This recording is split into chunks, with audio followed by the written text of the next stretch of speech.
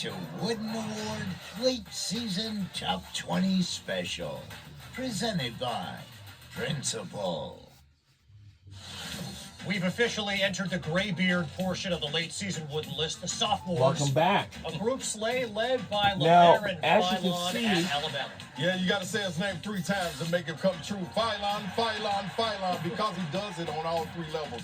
Very impressed the way he went out and worked in the offseason on his game. One thing, the shot was in question. Guys could go under on him. You couldn't do that now because he's knocking the 3-point down at a high percent. Philon is the engine that makes it go, and we'll see how long he can carry it. Coach Christian Anderson's emerged as a Player of the Year candidate in the Big 12. One of the best two-way players in all of college basketball, explosive in transition, an elite defender, a 3-level scorer, a guy that takes no plays off. His feel for the game is absolutely incredible, and he's the guy that takes pressure off of JT Toppin, but he is still the focal point of the other team's scouting report. We're going to return to Lubbock in just a moment after we talk about Christian Anderson. Slade Vanderbilt is right there in the SEC mix, and Tyler Tanner is a big reason why. Yes, he is. You talk about working on your game. He's one. And in this NIL transfer portal era, even when the guys brought in, guys are bounced. He did not do that. He stayed. He bought in Byington's system, and he's leading this group, even with Duke Miles being out. The 3-point ball that he added and that Pokemon, get your hands in the cookie jar, he can do it all, people. Vanderbilt's going to be in action at Auburn tonight. Coach, the nation's top assist man right now is Michigan State's Jeremy Fears. He reminds me of another Michigan State point guard, Cassius Winston. When the ball's in his hands, good things happen. He navigates ball screens. He's got all kinds of runners. He gets to the free throw line. He's disruptive defensively, but most importantly, he's the guy that makes Michigan State so hard to play against because he delivers it on time and on target. So a dynamic group of sophomore candidates here for the Wooden Award late season top 20. The juniors, an outstanding group as well. Slay, look no further than K-State's do-everything star, P.J. Haggard. Yeah, a guy that's just a pure scorer, one of the best scorers in the nation. He does it close, he does it far, he does it in between. He continues to be who he is.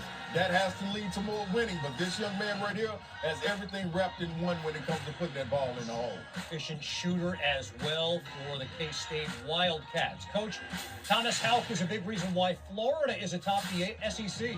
Yeah, a year ago he was a power forward. He's been moved to small forward. He can attack closeouts. He can shoot the 3. A relentless rebounder on both ends. A multiple position defender. Size, strength, athleticism, toughness. You see this Florida team, a dangerous team come tournament time, and Houck is a match-up problem. NBA scouts salivating over him, as is the case for JT Toppin at Texas Tech. Love his game, and I love it because it's not cute. It's not pretty. It's nasty. It's all in the trenches. You know which shoulder he's going over every single time, and you can't stop it. He's relentless on both ends of the floor, and he helps drive this Texas Tech team night in and night out. They defend. They've got 2 players on this list. And then, of course, a tip of the cap to the senior class. 4 worthy candidates. Slay, Arizona's Jaden Bradley. So very dynamic. Yeah, coach has been raving on him. He's got the attention from me watching him a little bit closer because he stirs the drink. Surrounded by stars, but he's the one that does it on both ends of the floor, sets guys up, and it's so efficient. Tommy Lloyd has a guy in him that can run this system and get him to the next level. First time all season they lost last night at Kansas.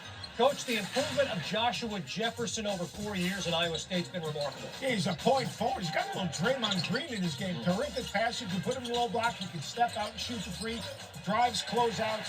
Sees plays early. Rebounds the ball. Defensive rebounding. Can initiate your fast break. But when they need a bucket, they're going to play through him in the block, and he becomes their point guard. Joshua Jefferson's a difference maker, and this Iowa State team, you know they defend, but that guy right there, they're going to play through him down the stretch. Keep it in state, Coach. Where would Iowa be if not for the play of Drake transfer Bennett Sturts? This dude started at Division II, slid over to Drake, and now he's potentially an All-American 6'4", shot-making point guard. Plays with great pace, changes direction, great feel, in a great system, understands how to get everyone involved, sees plays early, and can defend at the point of attack. And then Slade, Purdue is led led in both scoring and assists by one of their all-time greats, Braden Smith. Yeah, and as a fan of the game, I've seen him up close, and he's broken my heart cheering for Tennessee a time or two.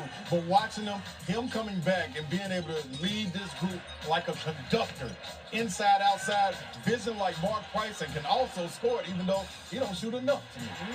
Interesting. All right, and then finally, lest we forget the grad student nominees. Graybeards. The real This great is a coach era right here. Maybe the class of that I class. went to school with a couple of these guys. Jackson Lindenborg. I thought coming back to school was the best thing he could do. You need to show up in the big games and show what you can do on all three levels. You got guys around you. Dusty May has done a terrific job of being able to put them up. Michigan State 26-12. He answers on the big stage now. And then, Coach, how about what super senior Grant Ike means to the Zags? Mark Hughes had some great front court players. This guy here, the word efficient. They can play through down in the post. He's patient. He gets angles. He rebounds the basketball. He can step out and knock down the three right now. You can play through him. But it's that big body who creates angles. He's kind of a younger version of Slay over here. Use that big body target, get an angle, and finish at the rim. I don't know why you weren't on the Slay. Coach, he ain't wearing the headband consistently enough, though. That's the problem. So That's without the it, problem. so I'm with it. Missing that trademark there. Another look at the list, and it is filled with megastars who, of course, as Coach said earlier, are invested at the college level, but we will be coming to an NBA team near you. 20 elite players here. Slay, which of those 20 players is best positioned to lead his team to a national championship? Oh, great question. I'm gonna have to lean in with a guy like Thomas Houck because it's contingent on everybody playing well around him. Boogie Flynn, Xavier Lee, those guys have stepped up. But the way his front court, Alex Condon, Chinyelu, and Han Lockman have played, he hasn't needed to move back to the 4 spot. So at the 3, they're solidified right there with him being there, and you can see it in him investing in his stock right now. Qualifier. If this guy is eligible and playing 34 minutes a game, Darren Peterson is a guy that can lead his team to an NCAA tournament because the other pieces now complement what he does well. He's almost impossible to defend. Big times, big shots. He makes shots that very few players can make, including the guys that are playing for NBA championship. Unlimited range, great separation, on the ball, off the ball, can finish at the rim, an alert defender on him off the ball. To me, when I think of Peterson, I think of a guy late game.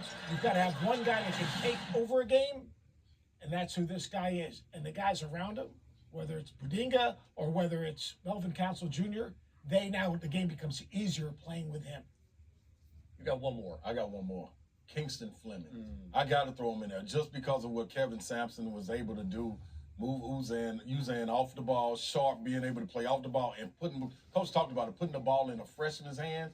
Ooh, it's so many people around him. I wouldn't be surprised if it's a rematch of the national championship. Wouldn't that be something? Yeah. Wouldn't that be something? Bold statement. Coach, I'm out here. I mean, bold. See, I knew you were going to get an SEC team or something. Check that box there.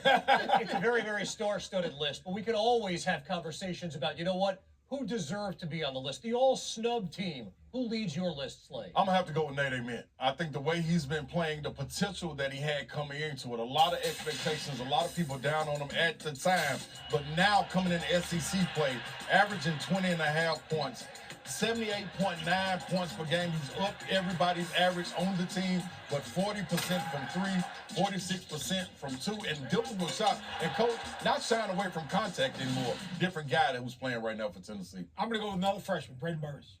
Braden Burns, 6'4", gets to the rim, finishes around the basket, explosive in transition, can shoot the 3, has a toughness to him, and a poise to his game. Terrific cutter, shot maker, floor gamer, gets to the rim, gets to the free throw line, playing with a great complement of players. But again, another freshman down the stretch. Where are they going? All right, Jaden Bradley can get lane, make a play. But this guy right here, he makes big-time shots. A lot of people that could have included among that group. Zuby Ejiofor. Oh, my goodness. St. John's, another one left off the list. Speaks to how good the group has been. All right, still to come, we'll turn the conversation to the women's game. Another sterling season for Lauren Betts. And how about the eye-popping numbers from Hannah Hidalgo? The stars of the ladies' game take center stage next. We'll be right back on the other side.